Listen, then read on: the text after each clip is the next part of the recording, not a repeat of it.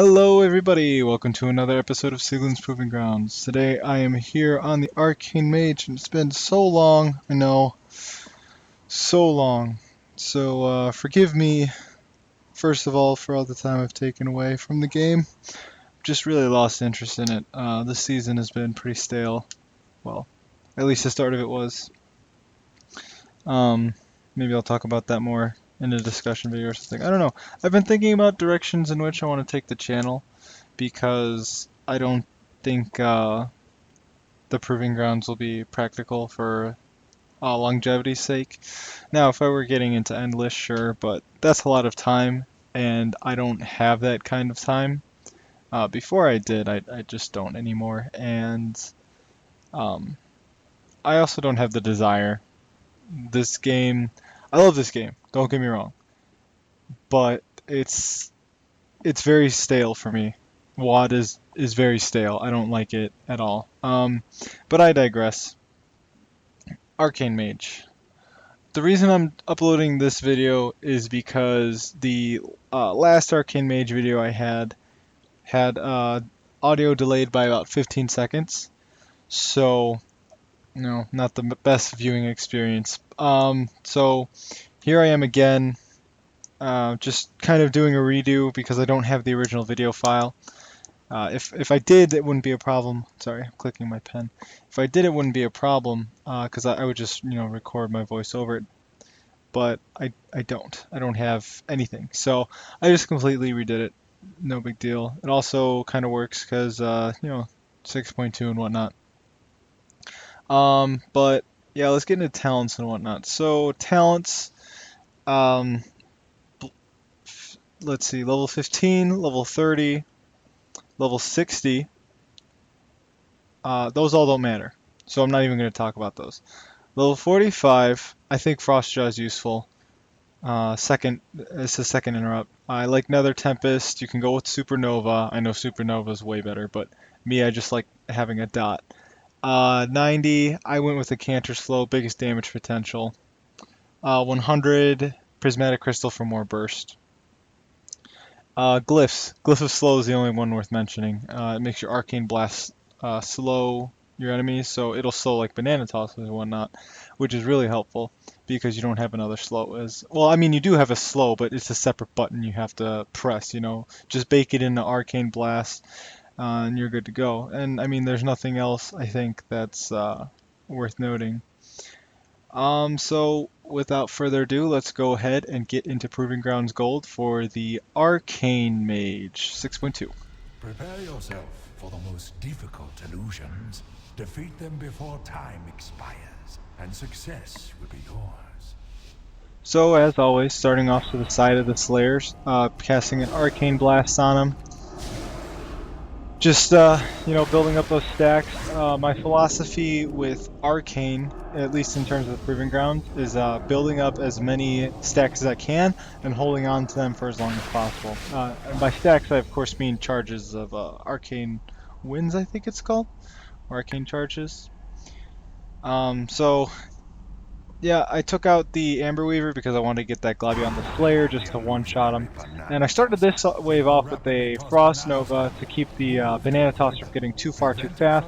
Slowed him with Arcane Blast out of that, and then he got encased in the Amber, making him take more damage.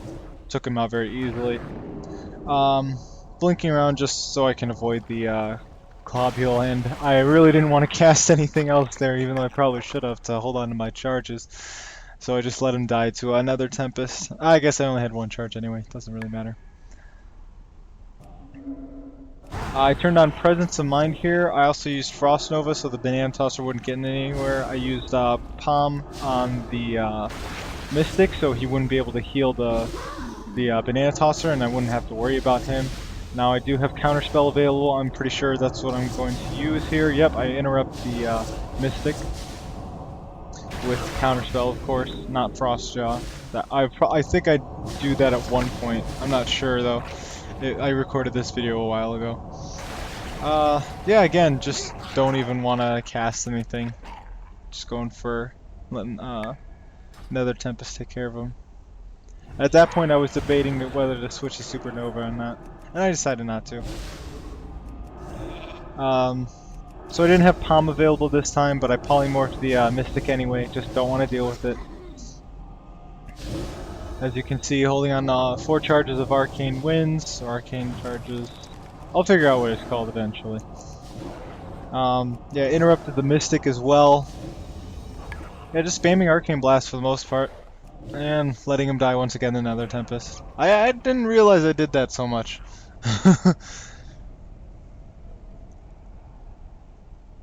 I remember correctly, this wave was annoying, but it wasn't hard. Oh no, this wave, I think this wave was actually really easy because Nether Tempest ended up doing a lot of damage AoE wise, which was pretty nice. Took out the Banshee as soon as it spawns, that's what you gotta do. I let Nether Tempest finish off that Guardian over there. He deflected my Arcane Blast, and I should have known that was gonna happen. But I decided to take a chance and just didn't work out. Obviously though, it's not that big of a deal because all 3 of them go down, and then there's one more Banshee to deal with. Take care of him very easily. Or do I? I wanted to let Nether Tempest just take him out, but...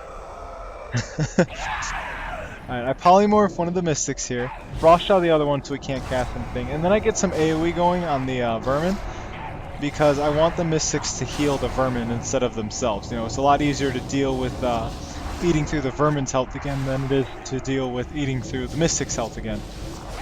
So I decided to keep a couple Vermin up, but I'm focusing on AoEing them down while also killing the Mystic, and now all I have to deal with is the last Mystic.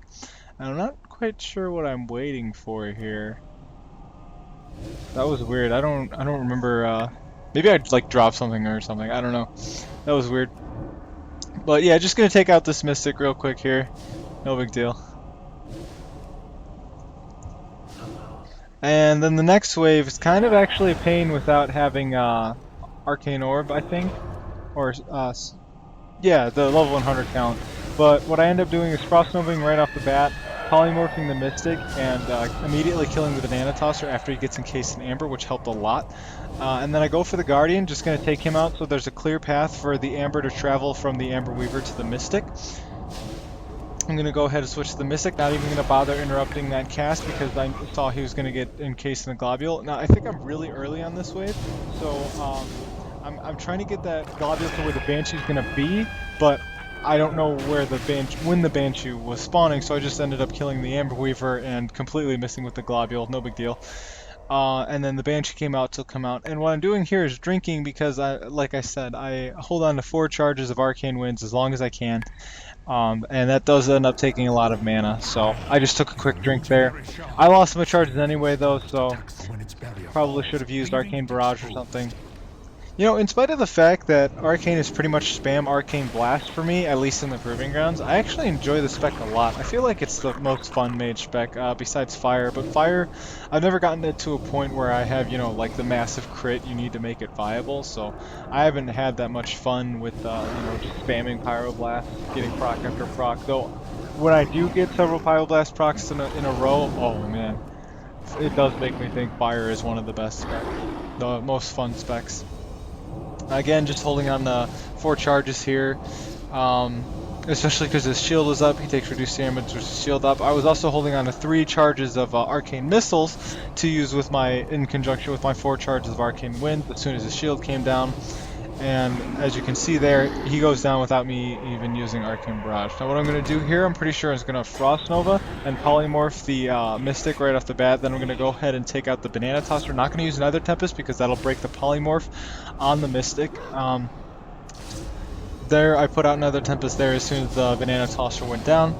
Now, of course, attacking the Mystic. I used Frostjaw there because I wanted to show that as long as you are on top of your game with like knowing the cooldown of the heal, you can get out a Frostjaw and effectively interrupt a cast. I actually did that specifically to show it in the video. I remember it, but it wasn't necessary. I could have counterspelled there. So yeah, I did evocate there because I was very low on mana. I wasn't going to be able to take the Shaw out with the level of mana that I had. So I decided to get rid of my charges and just, go for broke, give it a shot, and it worked out. Worked out in the end. So as you can see, now I'm standing right in front of Berserking. What I'm doing is waiting for the wave to end and the next wave to spawn, obviously. As soon as it spawns, I'm going to pick up Berserking. Even though the shot's taking reduced damage, I want to get as much damage out at the start as I can. Generally, just as a, nothing proven so far rule of thumb, getting the shot at 85% in my experience has always been like a guaranteed victory. So that's why I kind of go for Berserking. And as you can see, he's sitting at 85%, so I'm feeling pretty confident right now. I'm building up my Arcane Missile charges. I'm sitting on, 4 stacks of Arcane Winds, and I end up going ahead and using Arcane Barrage there so I can get some mana back. And I'm really rough around the edges with Prismatic Crystal, which is why I kind of popped everything a little early so I could get that in position and start using it as soon as the shield went down. But as you can see, it's doing massive damage. The Slayer went down. I haven't even directly targeted him yet. And the Shah also goes down. And I still have, all my buffs up, so I'm just going to take out that Banshee pretty much with 1 charge of Arcane Missiles. And there you have it. See me for your next That is trial. the gold Arcane Mage damage. Hopefully I can line up the audio this time. I don't think it'll be a problem. But yeah, thank you for watching. Especially if you watched the poor audio version. Thank you for coming back and rewatching this. Hopefully this gave you a little more in-depth look as well, because I did change the talents from last time. I think, yeah, I had Arcane Orb instead of Prismatic Crystal. I'm not sure which one is best, honestly, but I like switching around the talents because it shows that it shows a bit about how the spec doesn't need to depend on talents necessarily to get through it. Like, I think for Arcane Mage at least, level 75 and level 90 are the only absolutely necessary talents for the Proving Grounds. Don't get me wrong, like everywhere else, you need all the talents, but for the Proving Grounds, 75 and 90, you have those, you're good to go, because you don't necessarily need Blazing Speed. Like I said, you definitely don't need Ice Barrier. Frostjaw is only nice if you mess up your interrupt or you don't have something polymorph. Cold Snap, level 60 talent was completely unnecessary. Level 75 and 90, those are the important ones. Level 100, don't get me wrong, all those are great, but they're you don't need them. I could have easily killed the Shah without what is it called, Prismatic Crystal. So thank you for watching. Be sure to like, comment, and subscribe, especially if you enjoyed what you saw, and I will see you in the Proving Grounds.